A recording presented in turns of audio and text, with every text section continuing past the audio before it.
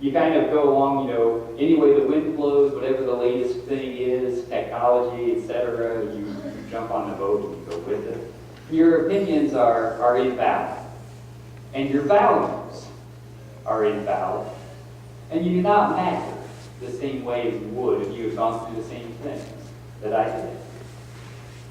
And then in the same vein, sometimes people who are younger in their lives will look at people who are older in their lives and they say, the way I see it, the world is a very different place today than it was 10 years ago, and 20 years ago, and 40 years ago, and 60 years ago.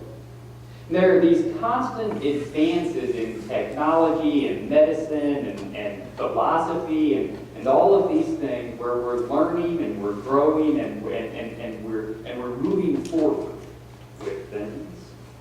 The way of life that has become outdated. Your opinions are obsolete. You're behind the times for the direction that things are going. Your wisdom is invalid to this day and age. Your values are old-fashioned, and so you don't matter to the future the way that you once did. And superficially, when you push this kind of tug-of-war to extreme manifestations of it, the way people look at each other on both sides starts to appear irreconcilable. But when you look at them more carefully, you begin to see a different picture. And having been a pastor for 10 years, you talk to people in all walks of life. And some of the things that you see kind of shed some light on these relationships. And one of the things that I've observed is that youth and young adults really are simply trying to make their way in the world. The world around them shapes everything. It's shaped the world that they live in has shaped their past, it shapes their present, it's going to shape their future around them. They don't always know what is best, and they are often aware of that. They try to know their place. They try to provide for their families.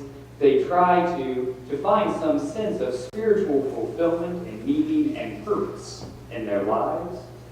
And in doing all of those things, they are doing the exact same thing that the generation before them did, just under different circumstances. And then they run into someone from one of the other generations that says, you don't know anything. And the youth are thinking, yeah, I know. And as people age, they continue to try to make their way, too. As people get older, they've already made their way once or twice or 3 or 4 or 5 or 6 times in the world when they were younger. But it seems that every time they find their place, the world seems to change around them. And it's not just the culture that changes, even though our culture does change very rapidly. One of the things that they find is that they change too. And for some people, it gets harder to see as the years go by. It gets harder to hear as the years go by. And it gets harder to get around as the years go by. And as a pastor, there have been a number of times when I have spoken to someone who was getting older who said, I used to go to worship every Sunday, but now I stay home because I don't get around the way that I used to. And they're basically embarrassed. And so they will stay away from church because they don't want to be seen as their physical abilities begin to shift. And for some people, they reach the point when life seems to stop giving you things and starts to take them away. They lose family, they lose friends, they lose loved ones. There have been more times than I would care to share that I have been in a nursing home room with somebody and the person has said to me, all my friends have died, all my family has died, I don't see anyone anymore, I can't get around, I can't do the things I want to do. I do not understand why the Lord won't just take me. They begin to feel left behind, insignificant, unuseful. They get this feeling that people who are younger older than them are saying to them, step aside. Move out of the way. Or maybe that people who are younger are saying nothing to them at all. They feel like they just fade away out of the minds of their family and their friends and their churches and into oblivion. Paul would tell us we shouldn't say we don't need each other. Paul would encourage us to see the timeless wisdom and the eternal value in the people who are elders within our community of faith, within our family, within our friends. And Paul would tell us to see the energy and the vigor and the problems and the challenges of that are faced by the people who are younger. Even though what their lives look like on the surface may be different than what older generations experienced, the same basic human needs and the same basic human course is present for them. It's just under a different set of situations. And Paul would encourage us to see people whom God has loved, to see people whom God does love, and to see people whom God will love, and people of every age within our lives. People whom God loves each and every moment, no matter how many or how few experiences they have had.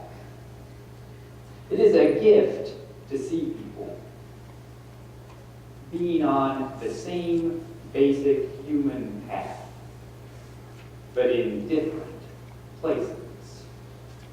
One of the things that we wanted to do over the course of this 1 month to focus on caring for people who are close to us in our personal lives and in our church lives is to invite people to see those who are around them in a different way, as being on the same course, the same basic path, even when it's not in the exact same place. So in doing that, we have identified a few groups of people that sometimes feel like they're being left behind, they're being left out, and that no one sees them at all. And to be able to send a card to those people. And so what we've done is that we have printed out cards. We addressed them for you. We printed a card for every person who is a new member who joined the church in 2012. A lot of the time, new members will join the church. They're early in their spiritual relationship with the church, and they're not sure where they fit in with everything. And once they join the church, they feel like nobody really pays any attention to them anymore.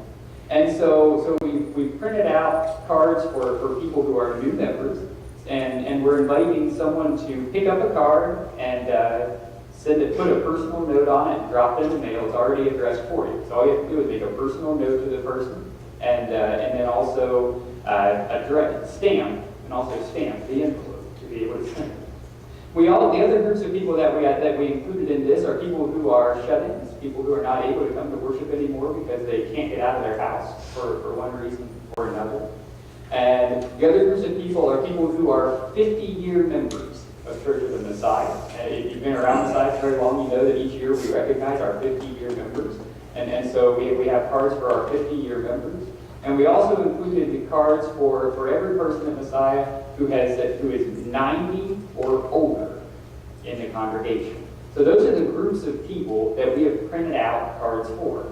Some of those cards were taken by Sunday school classes to personalize and send off this morning at 9:30. Some of them have been given away in the various worship services downstairs over the course of the weekend. And for us upstairs, now that we're in one of the last two services of the weekend, we have 5 cards remaining. 5 cards remaining that are up here. I have them in my hand. And what I'm going to do with these cards is during the last song, I'm going to take them back and set them on the table by the door. And so we need 5 people to pick up a card, and it has the name on it and the address on it, so you can write a personal note, and then you can put a stamp on it and drop it in the mail. Or if you've got the address, if you want to drive out and see the person, drive out and see it. Drop the card off in person, and that's okay as well. And as we do this, simply invite everyone to hold in prayer all of the people within the church and within your personal lives as well, who are in different places in their walk of life and their walk of faith, and to remember that we're all on the same path with one another, and think of these cards as sending a note of encouragement to someone who needs to know that they are seen, that they are valued, and that they are loved. And so with that in mind, I invite you to rise as we sing together, bind us together, Lord, as I walk these cards back and set them on the table.